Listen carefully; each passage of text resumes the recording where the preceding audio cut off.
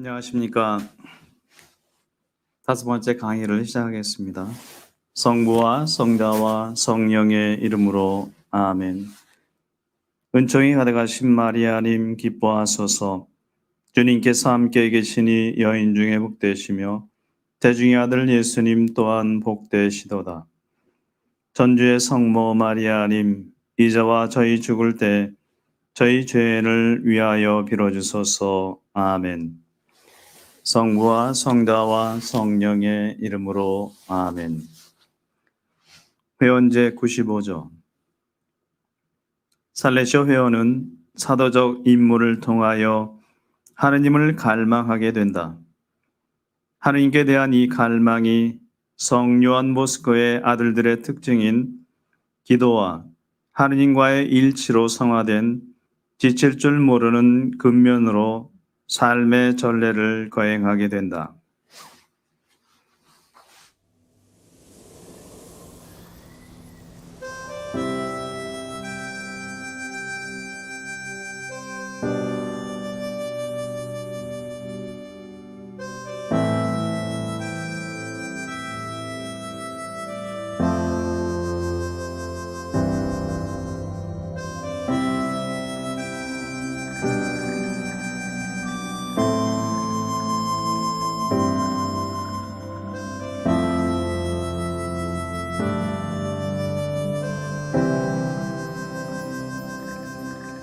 저 바람에 오기에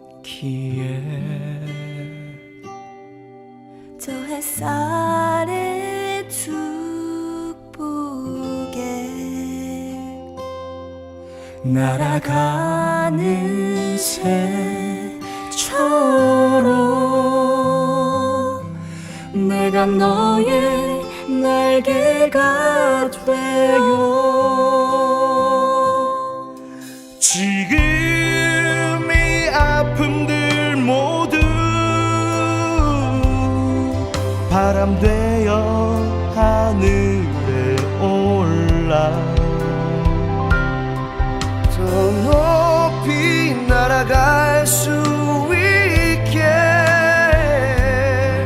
더 큰 햇살을 내려주소서.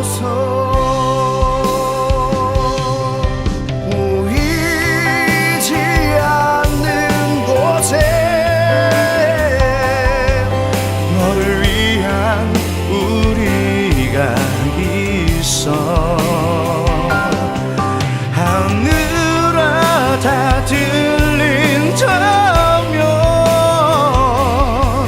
더 큰 햇살을 내려주소서.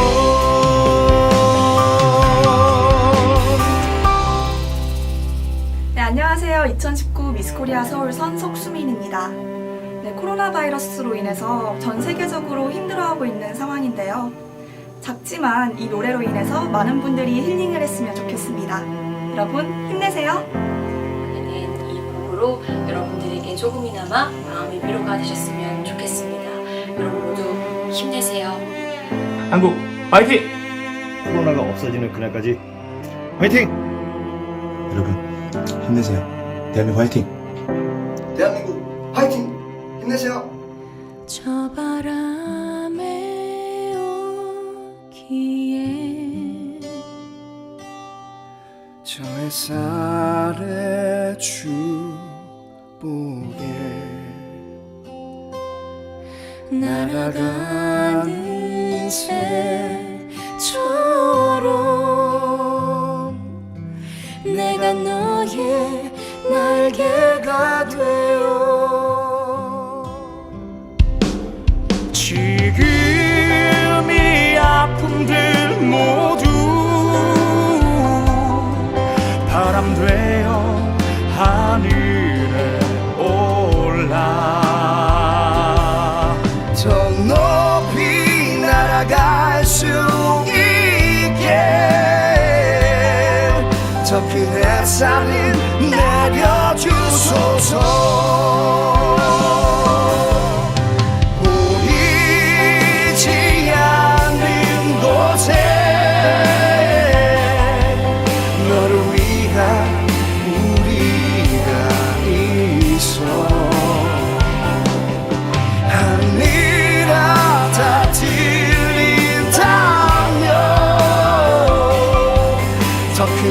햇살을 내려주소서.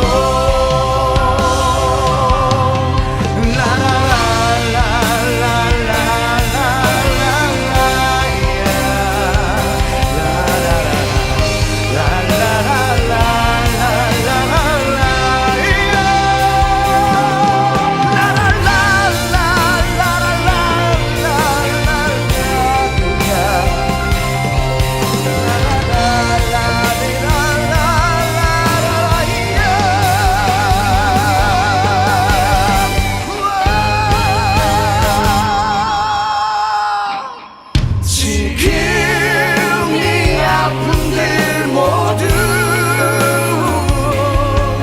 바람 되어 하늘에 올라 더 높이 날아갈 수 있게 더 큰 햇살을 내려주소서.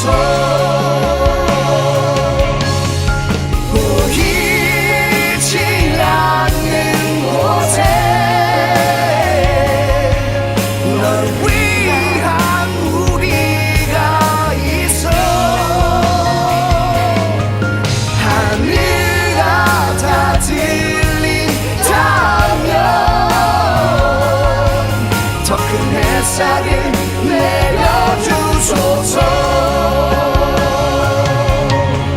더 큰 햇살을 내려주소서.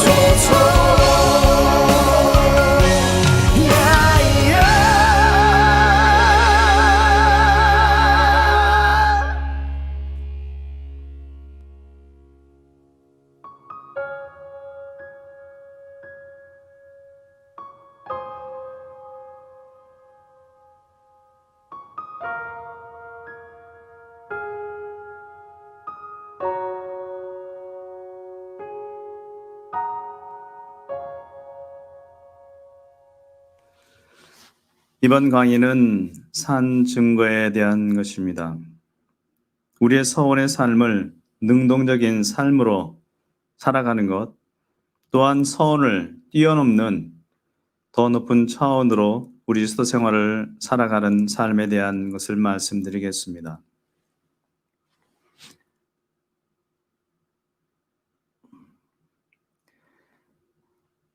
어느 수피교도 수도승이 기록하기를 옛날 거룩한 노인이 기도하는 오두막에 도둑이 들어서 그 노인이 유일하게 가지고 있던 거룩한 책과 독서대를 훔쳐갔다 하고 쓰면서 가엾은 사람, 그에게 달도 같이 줄 수 있었으면 좋았을 텐데 라고 덧붙였다고 합니다. 이 이야기를 통해서 우리는 가난한 사람들에게 어떤 것을 주든지 그것만으로는 충분하지 않다는 것입니다. 우리가 소유한 무엇이든 그 모든 것을 가난한 이들을 위해서 사용해야만 합니다. 삶에 대한 태도인 서원을 말씀드리겠습니다. 서원이 현대 수도자에게 영적 생활에 중요한 부분인지 아닌지,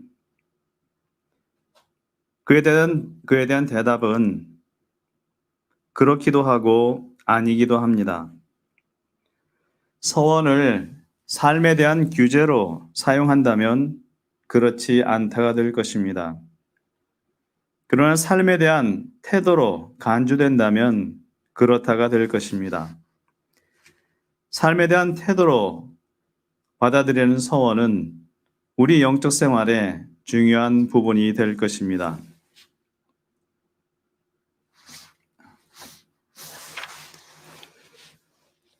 제2차 바티칸 공회 이후에 입회한 우리 수도자들은 대부분 어떤 일련의 규정이라든가 또 금지된 행위로서 축소된 서원의 의미를 갖고 우리가 살아온 것은 아닙니다.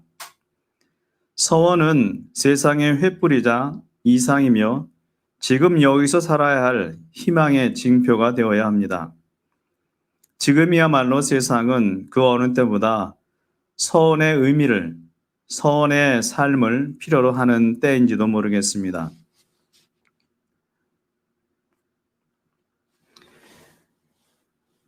규범에 머무는 서원의 삶에 대해서 말씀드립니다. 지구촌의 많은 어린이들이 저주받은 것과 같은 처참한 가난으로 허덕이는 세상에서 수도자의 가난이란 규범적인 놀이 외에 무엇으로 비춰지겠습니까?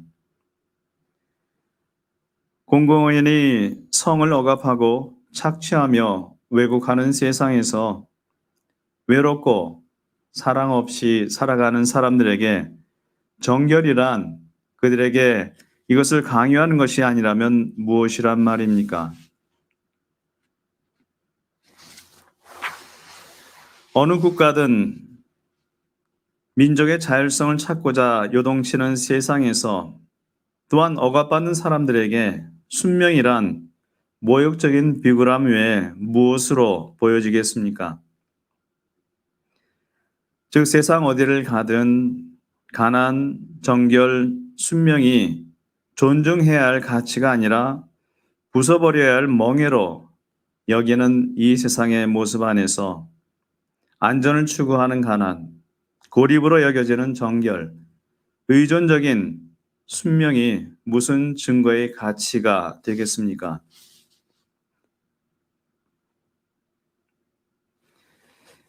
당연히 그런 식으로 수도 생활은 존속할 수가 없습니다. 세상이 필요로 하고 존중하며 요구하고 이해하고자 하는 것은 가난, 정결, 순명, 이것에 대한 수동적인 의미가 아닙니다.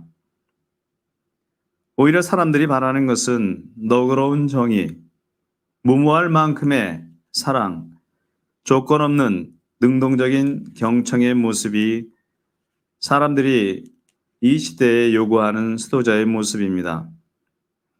마음의 움직임 없이 개념에만 매달리게 되면 수도자뿐만이 아니라 다른 사람에게도 수도 생활이 황폐하고 공허한 생활로 남게 될 것입니다.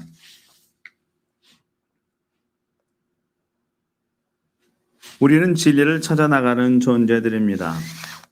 신앙의 선조들을 보면 아브라함, 모세, 다윗, 또 여러 성서에 나오는 사람들은 각자 단 한 명에 불과했지만 모두 결점을 지닌 연약한 자들이었지만 세상에서 끊임없이 하느님의 진리를 찾아 나갔던 존재들이었기 때문에 자신들이 살던 세상을 전적으로 하느님의 모습으로 바꾸어 놓았습니다. 예수님을 따르던 제자들 역시 나약한 존재들이었지만 복음을 전하기 위해 전적으로 투신하는 삶을 살았기 때문에 세상에 빛을 던져주는 역할들을 해나갔습니다.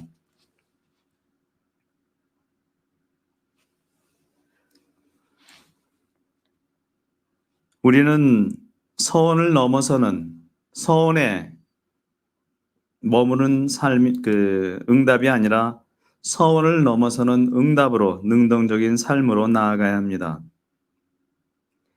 규범화된 서원은 세상을 바꾸기에 충분하지 않습니다. 또 자기만의 성화에 만족하는 것도 세상을 바꿀 수는 없습니다. 우리는 서원을 넘어서는 응답을 할 때에만 진정으로 세상을 바꿔 놓을 수 있습니다. 작년에 명동에 가서 책을 고르다 보니까 청빙과 독신 그리고 순명 이런 책을 다시 한번 보게 됐습니다. 옛날에 서점에서 여러 번 보긴 했지만은 눈에 들어오진 않았었는데 이번에 혹시나 해서 읽어보니까 정말 우리 수도 생활에 새로운 도전을 던져주는 그런 책이 아닌가 싶습니다. 디아몬드 오무쿠 아일랜드 가톨릭 신부님이 쓰신 건데요. 1999년도에 쓴 것이 2006년도에 이렇게 번역이 돼서 나왔습니다. 이번은 생태 영성 또 과학과 영성의 통합을 위해서 노력한 분입니다. 이분이 쓴 내용에 한두 가지를 말씀드리면 서원을 지키는 것과 서원을 생활화하는 것은 전혀 다른 의미입니다. 서원을 지킨다는 것은 현세 세계와 거리를 둔다는 어감이 있고 개인적인 차원의 성화와 구원이라는 어감을 줍니다. 그러나 서원을 생활화한다는 것은 끊임없이 변화하는 현실 생활의 문제들과 맞대면 한다는 것을 의미합니다.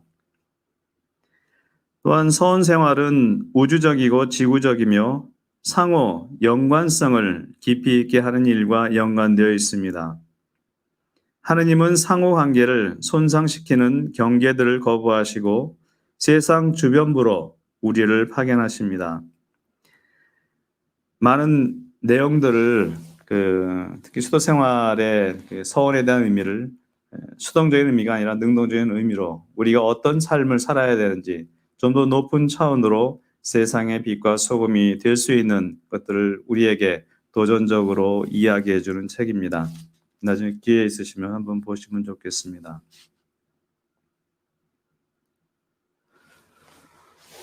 진정한 모습의 수도 생활이란, 수도 생활은 더 이상 그저 타이틀만 가지고 살 수는 없습니다. 우리는 수도 생활의 창립자의 초기의 정신으로 돌아가야 됩니다. 그래서 진짜가 되어야 합니다. 참으로 가난한 사람들의 처지에 우리의 방향을 맞추고 또 차별 없이 자유롭게 사랑하는 능력인 정결을 지향하며 고통받는 이들의 소리를 진정으로 경청하는 순명에 투신해야 합니다. 이러한 것들은 이 힘든 시기에 하나의 진정한 선물입니다. 사람들이 기다리는 세상을 생생하게 드러내려면 진정한 모습의 수도 생활이 되어야 한다는 것입니다.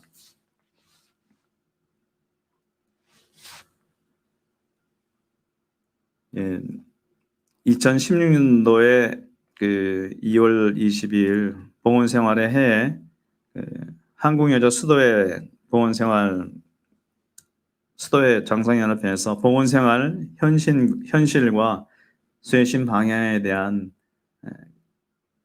심포지엄을 가졌습니다. 세상이 가장 필요로 하는 것은 가난한 이들을 대변하는 목소리가 되며 영적 에너지로 충만한 사랑을 하고 권력에 순종하는 것이 아닌 진리에 순명하는 자가 되고자 서원하는 수도 생활입니다. 바로 이와 같은 청빈, 정결, 순명을 현재에 매맞고 착취당하고 가난에 찌든 세상은 기다리며 울부짖고 갈망하고 있습니다. 이것이 바로 우리가 해야 될 일이라는 것을 교회의 어떤 규정이라 법률에 의해서 우리의 쇄신이 이루어지는 것이 아니라 우리 수도자들 스스로가 움직여야만, 마음이 움직여야만, 그리고 진정으로 이 세상의 순명서원의 삶을 어디에서 주님께서 원하시는지를 우리는 찾아 나가야 된다는 것을 다시 한번 생각할 수 있겠습니다.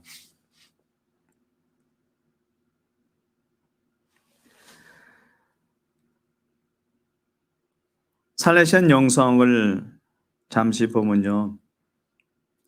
수도자의 영성이란 비현실적인 신비주의도 아닙니다. 또한 과장된 종교적인 낭만 표현도 아닙니다.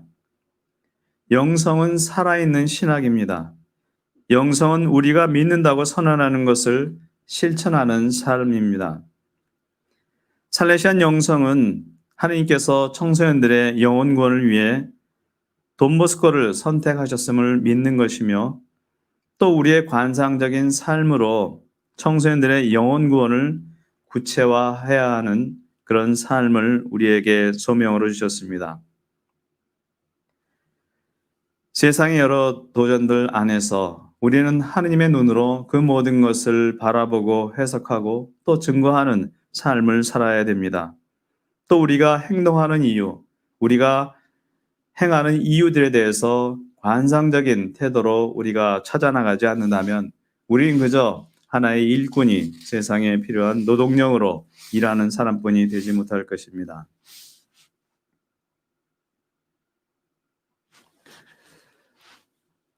육화를 구체화하는 삶에는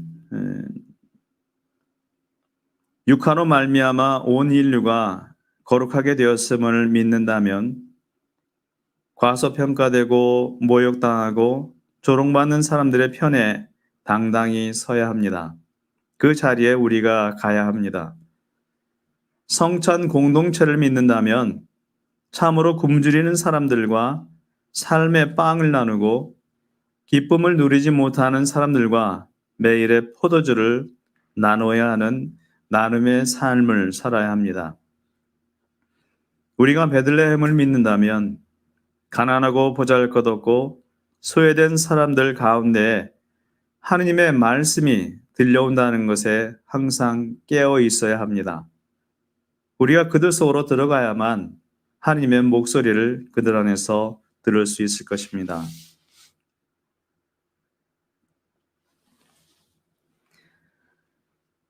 우리의 소명은 참된 존재 양식이 되어야 합니다. 이 순간 가장 평범한 영적 진리는 규칙의 변화, 규칙을 우리가 변경시킨다 해서 수도 생활을 지켜나갈 수는 없다는 사실입니다. 수도 생활은 우리가 규정한 소명에 대해서 진정으로 그 소명을 살아냄으로써 또 이 시대가 필요로 하는 참된 존재 양식이 됨으로써만 수도 생활이 지속될 수 있다는 것입니다.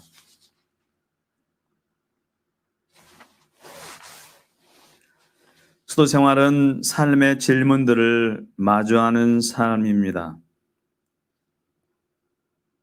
수도 생활은 이유가 무엇이든 어떠한 대가를 치르든 다른 사람들이 보지 못하는 것을 듣고 보지 못하는 것을 보고 다른 사람들이 말하지 못하는 것을 말하는 삶이어야 합니다. 그렇기 때문에 수도 생활은 무슨 종교적인 보육원, 또 영적인 마사지 같은 자기 만족을 위한 것이 아닙니다. 수도 생활은 삶이 던지는 커다란 질문들을 마주하는, 직면하는 삶이라고 할 수 있겠습니다. 그러기 위해서는 우리가 누리고 있던 기득권을 포기할 수 있어야 되고 내려놓아야 합니다. 수도회가 개인주의, 사리 사욕을 위해 주변을 이용하는 데 중점을 둔다면 그 길이 험하고 어두우며 외로울 수밖에 없습니다. 권력층, 특권층이 당연시하거나 심지어 바람직하다고 여기는 것들에 의문을 품을 수 있어야 합니다. 또한 우리들도 기득권을 가진 자로서 익숙하게 여겨온 모든 존중, 또 인정받은 것, 그러한 것들을 모두 버릴 수 있어야 합니다. 우리도 권력을 가진 자, 특권을 갖고 누리는 사람들 편에 서서 가난한 사람들, 소외받은 사람들의 삶을 다시 한 번 더 우리가 그들을 소외시키는 그런 삶으로 나아가서는 안 된다는 것을 이야기합니다.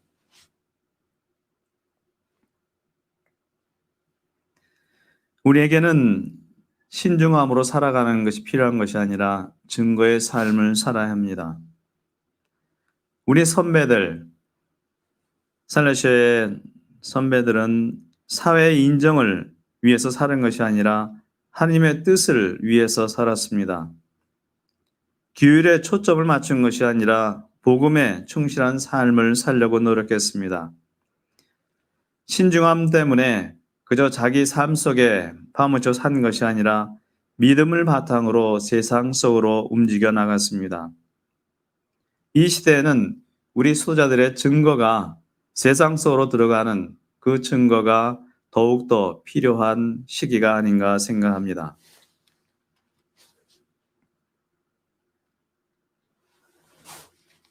청빈에 대해서 함께 생각해 보겠습니다. 청빈에 대해서 우리는 여러 가지 회원의칙에도 있지만 우리 자신들이 정말 가난한 사람들의 처지, 그들의 입장에서 우리가 생각하고 느끼고 행동하고 있는지를 다시 한번 생각해야 할 것입니다.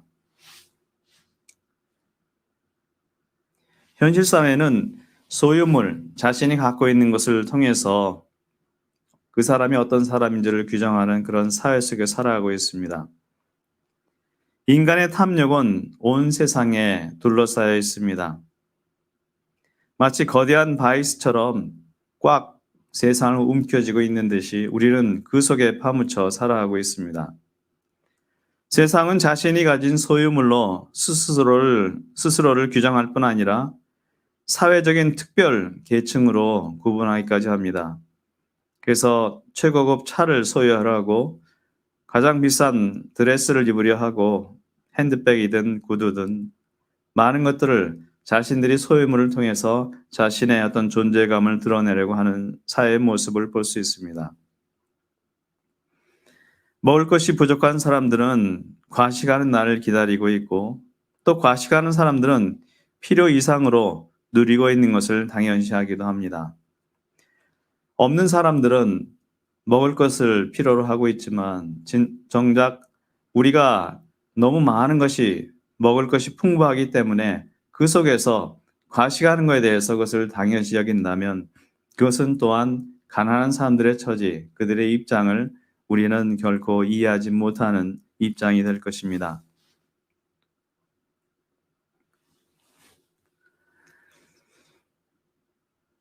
최상의 것을 취하는 사회의 모습이 있습니다. 과거에는 우리 선배들을 보면 많은 수호자들이 가장 열악한 상황을 자연스럽게 취하고 살아왔습니다. 우리나라에도 6.25 전쟁 이후에 가난한 사회였기 때문에 그러한 삶에 대해서 적응하며 또 그것을 당연시하는 삶으로 살아왔습니다. 그러나 이제는 우리는 사회적인 지위 또 전문직에서 일하는 많은 사람들 그러한 모습들을 보면서 똑같이 그들처럼 최상의 것을 자연스럽게 취하는 법을 익혀왔습니다. 그러나 무엇이든 필요 이상으로 우리가 더 많이 가지려고 취하려 하는 것은 이 세상 지구촌으로부터 기본 자원들과 인간의 영혼을 훔치는 것입니다. 수도자는 먼저 자신이 원하는 욕심을 줄이고 절제해야 합니다. 돈보스코 성인도 일과 절제라는 것을 우리에게 하나의 숙제로, 과제로 남겨주셨습니다. 아마 절제한다는 것이 현 시대에 가장 어렵고 민감한 이야기가 아닌가 싶습니다. 과연 어디에 기준을 두고 우리가 절제를 하고 소비를 해야 되는지 그 기준은 사실은 어느 누구도 규정할 수는 없습니다. 그러나 그 하나님께서 바라시는 그러한 부분들을 정말 세상의 가난한 사람들, 정말 먹을 것이 없어서 굶어가는 그런 사람들, 청소년들을 생각하면 그들에게 우리가 무엇을 줄 수 있는지를 생각할 때 그러한 기준들은 가난한 사람들이 기준이 되는 것이지 우리의 물질적인 얼마나 많이 소유하고 적게 소유하는지가 기준이 되지는 않을 것입니다.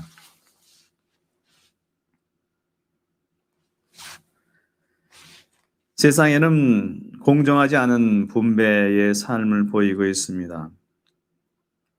가난한 사람들은 자식에게조차 먹일 수 없는 음식을 부자들이 동물들에게 주는 모습을 보면서 사는 세상입니다.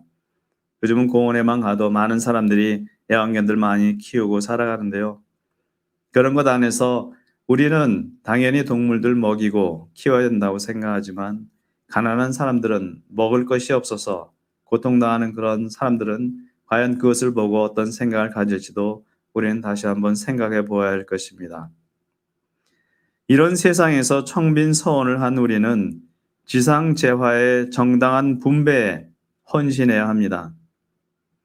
문제는 일부 사람들이 부자라는 것이 아닙니다. 문제는 너무나 많은 사람들이 지나치게 가난한 것이 문제인 것입니다.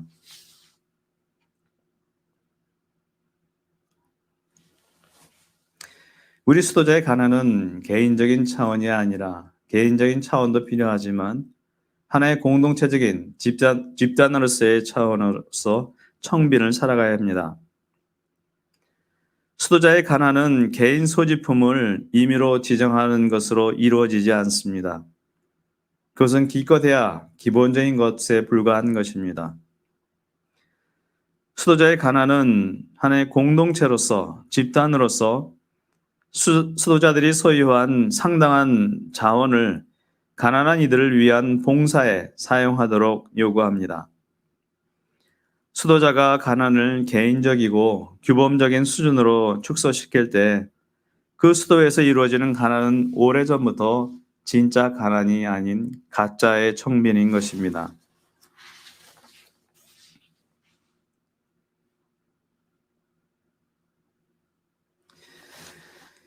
우리는 가난한 청소년들을 위해서 그 모든 것을 사용할 수 있어야 합니다. 수도자가 살아내는 진정한 가난은 가난을 하찮게 여기지 않고 진지하게 받아들여야 합니다. 또한 지속적으로 가난한 청소년들의 편으로 나아가야 합니다. 진정한 가난은 가난한 청소년들의 관점에서 입장에서 삶을 보는 것이며 수도회가 지닌 훌륭한 학위, 우리 각자가 갖고 있는 자격증들, 또 좋은 기관, 윤인하는 회의실, 잘 정돈된 잔디밭이나 마음에 드는 수돈 건물들, 이러한 것들을 보면서 이러한 것들은 가난한 청소년들을 보살피고 보호하며 그들의 목소리를 대변하고 또한 부자들의 마음을 움직이는데 우리는 이러한 것들을 사용해야 합니다. 도무스코는 오라토리오를 운영하면서 1850년도에 살레시오 오라토리오의 상호 협력회라는 것을 만들었습니다. 오늘날의 무슨 계모임처럼 무슨 보험처럼 만들었는데요. 청소년들이 이제 근로 청소년들이 일을 하면서 아플 때 또 아니면은 실업을 당했을 때 돈이 필요하고 뭔가 살아갈 것이 필요했을 때 돈모스코는 이 상호 협력회를 만들어서 청소년들이 아플 때 이 돈을 서로 일주일에 한 솔도씩 이렇게 냈다고 합니다. 그것을 모아 가지고 그 청소년들에게 도움을 주었고 그들이 다시 자립해서 나갈 수 있도록 이 협력회를 통해서 도움을 주었다고 합니다. 또한 그것을 통해서 그 청소년들이 성 알로이시오의 그 규칙에 따라서 생활하는 것에 대한 조건을 두고 청소년들을 이렇게 영적으로 물적으로 도움을 주었다고 합니다. 그 다음엔 1851년도에는 노동협약서를 근로청소년들의 어떤 주인들과 맺었습니다. 그래서 청소년들이 오라토리에 오는 청소년들을 위해서 그 사용자들과 노동협약서를 만들어서 오라토리에서 청소년들의 인성교육, 또 필요한 교육들을 하지만 그들에게 기술을 제대로 가르쳐 주도록 또한 그들에게 당시에는 월급이 아니라 주급으로 받았었는데 이 주급을 제대로 줄 수 있도록 그들과 노동협약서를 만들어서 청소년들을 위해서 구체적이고 실천적인 것들을 직접 살아나가셨던 분입니다.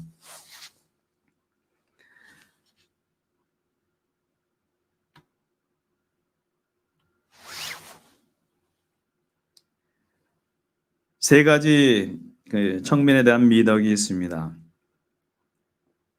인간적인 탐욕이 넘치는 시대에 진정으로 가난의 영성, 청빈의 영성을 살기 위해서 세 가지 미덕이 있습니다.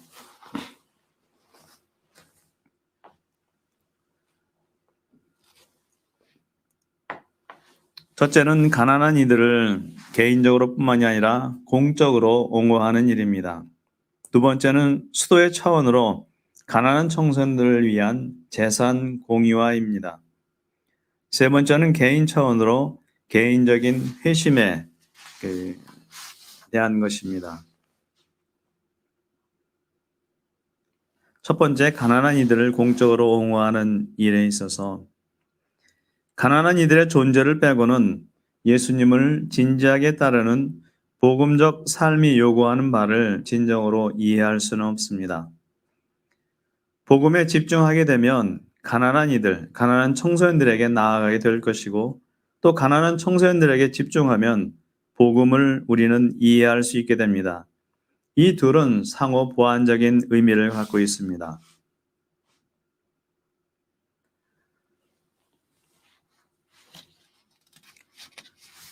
수도의 재산 공유화를 보면 참된 가난의 실현은 수도의 소유재산이 많지 않다는 변명으로 이루어질 수는 없습니다. 우린 재산이 이렇게 많지 않기 때문에 청빈의 삶을 살고 있다고 이야기할 수는 없다는 것입니다. 더 큰 문제는 소유 재산을 수도의만을 위해 사용하는 것이야말로 청빈에 어긋나는 죄입니다. 평가 기준은 거기에 있습니다. 우리가 갖고 있는 것이 많고 적다가 문제가 아니라 우리가 갖고 있는 것을 정말 청소년들을 위해서 오로지 사용하고 있는지가 우리의 평가 기준이 됩니다.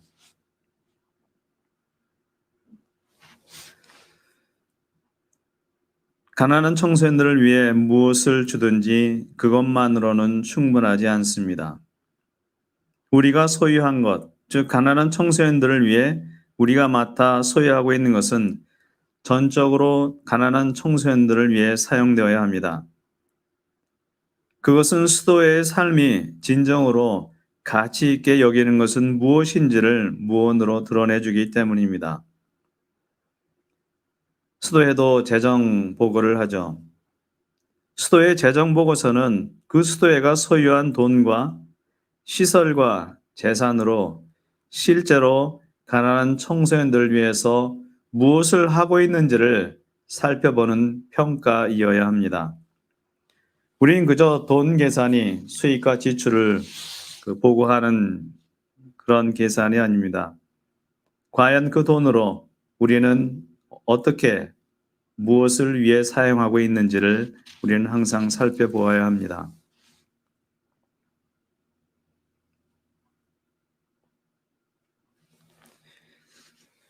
가난에 대한 사명을 잃어버린 수도회는 영원히 가난하게 됩니다. 수도회의 생활 보전과 기관 유지, 안락한 생활, 연금 확보 등에 중점을 둔다면 그 수도회는 자체로 고립되어 망하게 됩니다.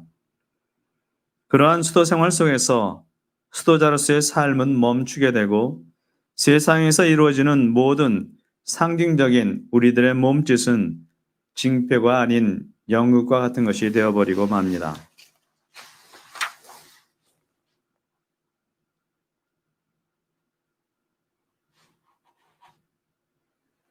세 번째로 수도자 개인의 회심입니다. 세상의 가난 속에서 수도자의 가난이 의미하는 것에 따른 개인적인 회심이 없다면 청빈은 아무런 의미도 없는 비인격적인 종교적인 신화로 남을 뿐입니다. 존 버거란 사람은 이렇게 말했습니다. 현대의 가난은 이전과 다릅니다. 현대의 가난은 자연적인 결핍의 결과가 아니라 부자들이 전 세계의 나머지 사람들을 기만하고 획득한 우선권의 결과입니다. 따라서 현대의 가난한 이들은 불쌍히 여겨지는 것이 아니라 쓰레기처럼 무용지물로 여겨집니다. 21세기 소비 경제로 말미암아 거지를 봐도 아무런 생각이 떠오르지 않는 문화가 생겨나고 있습니다. 우리에게 하나의 생각, 질문을 던져주는 이야기가 아닌가 싶습니다.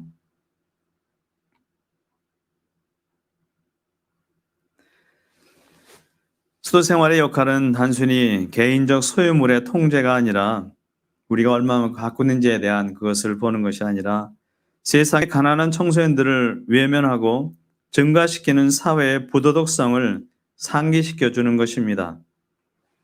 만일 가난한 청소년들이 현재 사회의 잔인성을 견뎌내고 살아갈 수 있게 된다면 그것은 끊임없이 그들을 위해서 대변하는 목소리를 들을 수 있고 그 목소리들을 내는 사람들을 통해 일하시는 자비로우신 하느님을 깨달았기 때문이라 생각이 됩니다.